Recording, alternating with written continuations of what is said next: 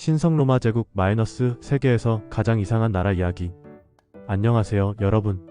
오늘은 정말 신기하고 재미있는 나라 이야기를 해드릴게요. 바로 신성 로마 제국이라는 나라예요. 이름을 들어보니까 어떤가요? 신성하고 로마의 제국이라니. 뭔가 엄청나게 크고 멋있는 나라 같죠?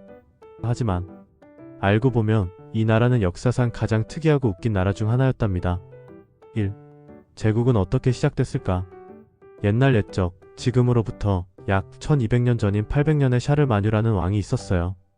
이 왕은 지금의 프랑스, 독일, 이탈리아를 모두 다스리는 큰 나라를 만들었죠. 그런데 어느 날 교황님 가톨릭 교회의 가장 높은 사람이 샤르마뉴에게 당신은 이제 로마 황제입니다 라고 하면서 금 왕관을 씌워줬어요. 마치 옛날 로마 제국이 다시 살아난 것처럼 말이에요. 그 후 162년이 지난 962년 독일의 오토 1세라는 왕이 새로운 황제가 되면서 진짜 신성 로마 제국이라는 이름이 붙게 되었답니다. 사람들은 이 제국을 중세시대의 유럽연합이라고 부르기도 해요. 왜냐하면 여러 나라들이 모여서 하나의 큰 나라를 만든 것 같았거든요. 황제를 투표로 뽑는다고. 여러분, 보통 왕이나 황제는 어떻게 정해질까요? 맞아요. 아버지가 왕이면 아들이 왕이 되고 그 아들이 또 자기 아들에게 왕 자리를 물려주죠. 그런데 신성 로마 제국은 달랐어요. 황제를 투표로 뽑았거든요. 황제 선거인단이라고 불리는 7명의 특별한 사람들이 모여서 우리는 이 사람을 황제로 뽑겠습니다 라고 정했어요. 마치 우리가 반장 선거를 하는 것처럼 말이에요. 이 7명은 누구였을까요? 라인팔츠 백작, 착센 공작, 브란덴부르크 변경백, 보헤미아 왕, 마인츠 대주교, 쾰른 대주교, 트리어 대주교. 황제가 되고 싶은 사람들은 이 7명의 표를 얻기 위해 정말 열심히 노력했어요. 선물도 주고 돈도 주고 땅도 약속하고 심지어 빚을 엄청나게 져서 파산하는 사람도 있었답니다. 3. 수도가 없는 나라. 여러분이 아는 나라들을 생각해보세요. 우리나라는 서울, 일본은 도쿄, 중국은 베이징, 미국은 워싱턴. 모든 나라에는 수도가 있죠. 그런데 신성 로마 제국은 정해진 수도가 없었어요. 어떻게 그럴 수 있냐고요? 황제가 어디에 살면 그곳이 수도가 되는 방식이었거든요. 황제가 베를린에 살면 베를린이 수도고 빈에 살면 빈이 수도였어요. 그래서 사람들은 농담으로 떠돌아다니는 제국 또는 집 없는 황제의 나라라고 부르기도 했답니다. 황제는 마치 여행하는 사람처럼 이 도시 저 도시를 돌아다니면서 나라를 다스렸어요. 정말 신기하지 않나요? 4. 점점 길어지는 나라 이름. 이 나라의 이름도 정말 재미있어요. 처음에는 그냥 로마 제국이었어요. 그런데 시간이 지나면서 이름이 점점 길어졌답니다. 로마 제국, 신성 로마 제국, 독일 국민의 신성 로마 제국. 나중에는 독일 국민의 신성 로마 제국 HILIGS, RMISCHS 라이크 도이처 네이션이라는 엄청나게 긴 이름을 썼어요. 이 이름이 너무 길어서 편지를 쓸 때마다 손목이 아플 정도였다고 해요. 그래서 사람들은 이름만 봐도 피곤한 나라라는 농담을 하기도 했답니다. 권력 없는 황제님. 황제라고 하면 뭐든지 마음대로 할 수 있을 것 같죠? 그런데 신성 로마 제국의 황제는 그렇지 못했어요. 왜냐하면 제국 안에 수백 개의 작은 나라들이 있었거든요. 각각의 작은 나라는 자기만의 왕형주에 있었고 그들이 진짜 권력을 가지고 있었어요.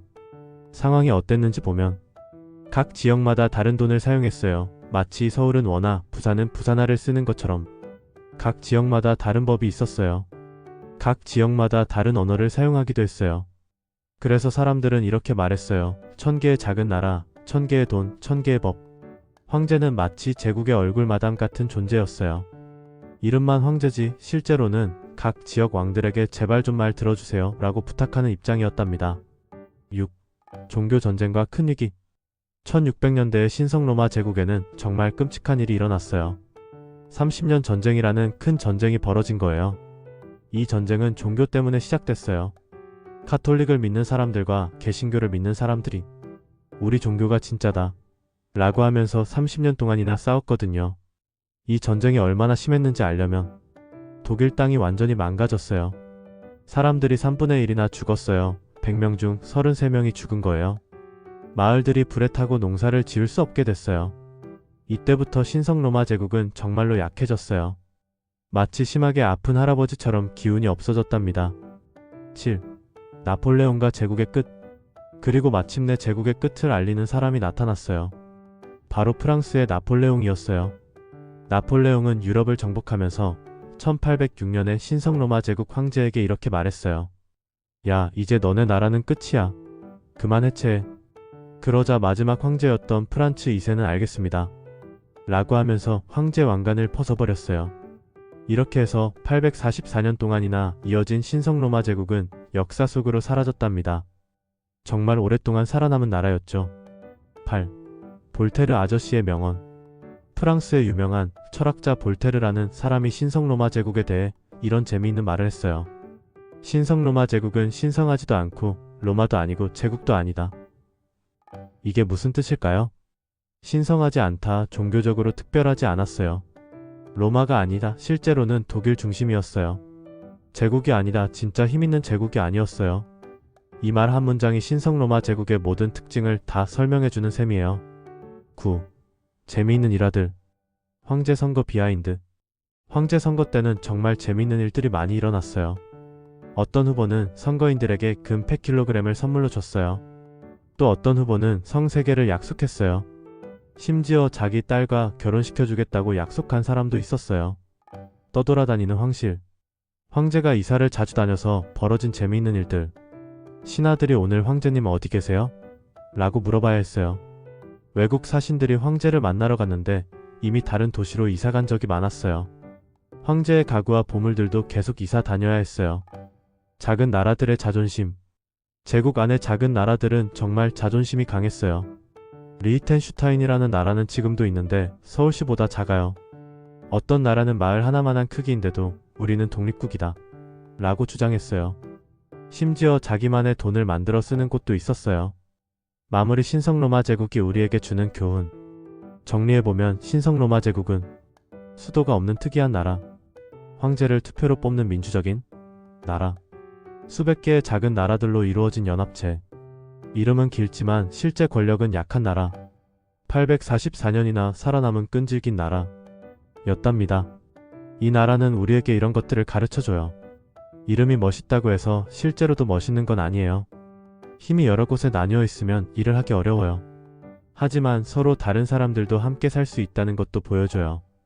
혹시 여러분이 신성로마 제국의 황제 후보라면 선거인들의 표를 얻기 위해 뇌물을 쓰시겠어요?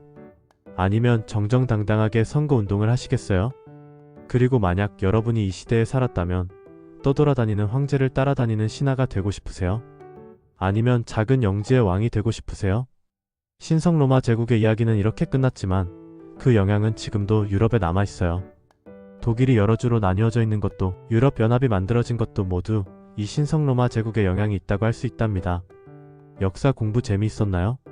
다음에는 또 다른 신기한 나라 이야기를 들려드릴게요.